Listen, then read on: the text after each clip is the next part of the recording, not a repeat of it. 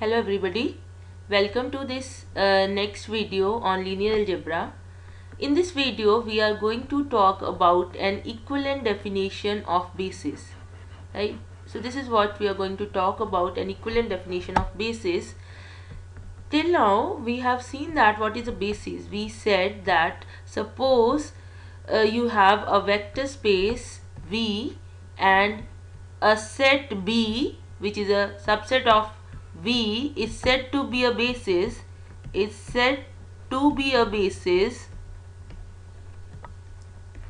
if we had two things. One was that B is a linearly independent set,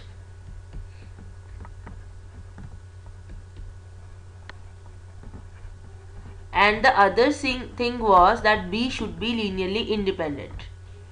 B should span V. So these were the two conditions which we have seen that are required for a set V to be a basis of vector space V. Right. Now we will prove that this statement, which is that B is a linearly independent set, this statement which says that B should be a linear independent set, it is equivalent to another statement, right? And what is that another statement? Let me write down. We have this thing that in a vector space V, let me write down in the form of a theorem. In a vector space V,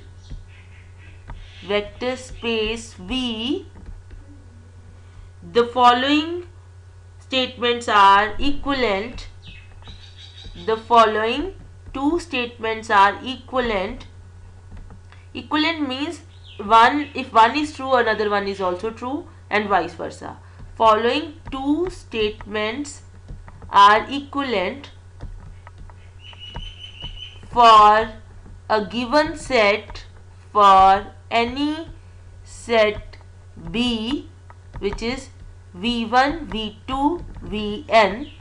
So what are the statements? First statement is that B is linearly independent, and the second statement is for any V belongs to the vector space V, the expression where you express V as linear combinations of V1, V2, V3, this expression is unique.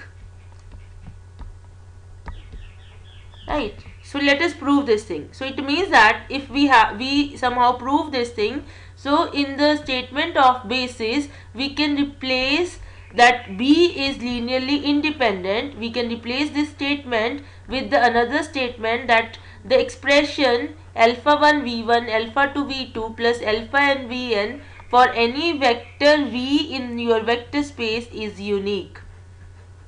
Fine. So this theorem will help us to have an alternative definition for basis of a vector space, right? So let us prove this thing. This is very easy to prove. This thing is very easy to prove. So if we want to prove that the statements are equivalent, so we have to prove that 1 implies 2 and 2 implies 1. So this is what we mean by equivalent statements. So what is the first statement? First statement says that B is a linearly independent set, right? So we have to prove the second statement which says that expression is unique, right? So you are assuming this and you are going to prove it. Fine, right? Now if you want to prove that expression is unique, so it is always good that you start with assuming that expression is not unique. Let, if possible, for a vector V in V, we can write V as alpha 1 V1 plus alpha 2 V2 plus so on alpha n Vn. And similarly we can also write V as beta 1 V1 plus beta 2 V2 plus so on beta n Vn. Suppose these are the two equivalent expression for a given vector V.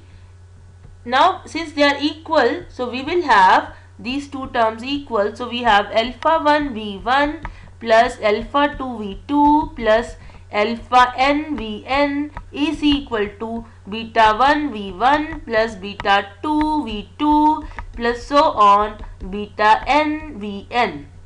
Right. So from here you will get alpha 1 minus beta 1 into v1 plus alpha 2 minus beta 2 into v2 plus so on alpha n minus beta n into vn equal to 0. Fine. Now since the vectors v1, v2, vn, now you look at these vectors v1, v2, vn, these are linearly independent vectors. So these vectors are linearly independent vectors.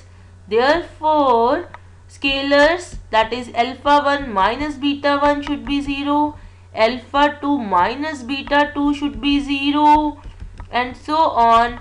Alpha n minus beta n should be 0. Right. From here you get that all the alpha i's are equal to beta i's. Here you get alpha I equal to beta I, which implies that the expression is unique.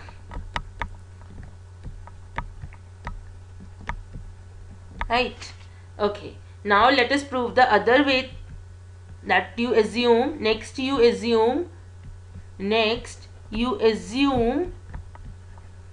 that expression is unique for any v belongs to v. This expression v is equal to alpha 1 v1 plus alpha 2 v2 plus so on alpha n vn is unique, and you want to prove that the set B is linearly independent. This is what you want to prove, right?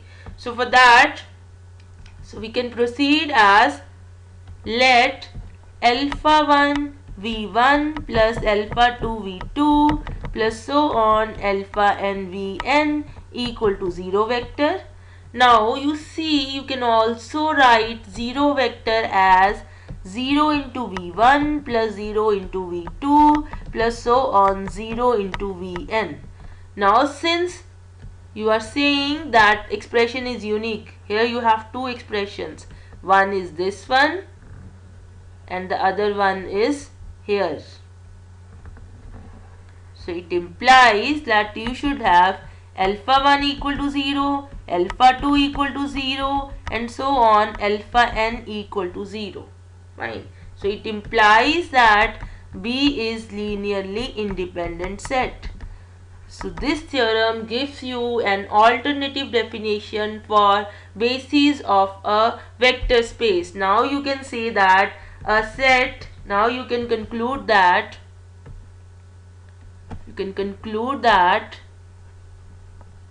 a set B is a basis if some span of B is V, one thing, and second thing is either you prove B is linearly independent or you prove that B has a unique expression